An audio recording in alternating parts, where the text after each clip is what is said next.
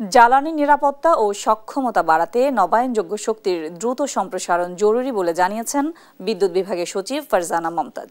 দুপুরে পরিকল্পনা মন্ত্রণালয়ে দেশের জ্বালানি নিরাপত্তা ও টেকসই ভবিষ্যৎ গঠনে নবায়নযোগ্য শক্তির ভূমিকা ও করণীয় নিয়ে সেমিনারে এসব কথা বলেন তিনি। এ সময় পরিকল্পনা সচিব এস.এম. শাকিলা আখতার জানান, শুধু পরিকল্পনা পর্যন্ত সীমিত না থেকে বাস্তবায়নে বেশি জোর দিতে হবে। স্থাপিত সক্ষমতা ৩১,৩৮৮ মেগাওয়াট হলেও প্রকৃত চাহিদা অনেক কম হওয়ায় অব্যবহৃত কেন্দ্র ও ক্যাপাসিটি খরচ বাড়ছে।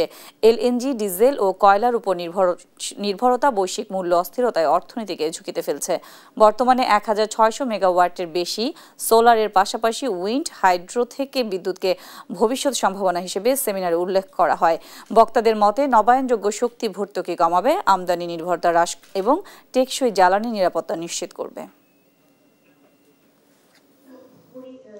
২০৩০ সালের মধ্যে আমাদের টোটাল ডিমান্ডের 20% আমরা রিনিউয়েবল এনার্জি রিসোর্স থেকে নিব, আর 2040 সালের মধ্যে আমরা 30% রিনিউয়েবল এনার্জি সোর্স থেকে আমরা বিদ্যুৎ উৎপাদন করব। স্পেসিফিক ভাবে লক্ষ্যকে আইডেন্টিফাই না করতে পারি, স্পেসিফিক ভাবে স্বাস্থ্যের নিশ্চয়তা না দিতে পারি, আমাদের কোনো ইনিশিয়েটিভ ভবিষ্যতে কোনো কাজে আসবে না।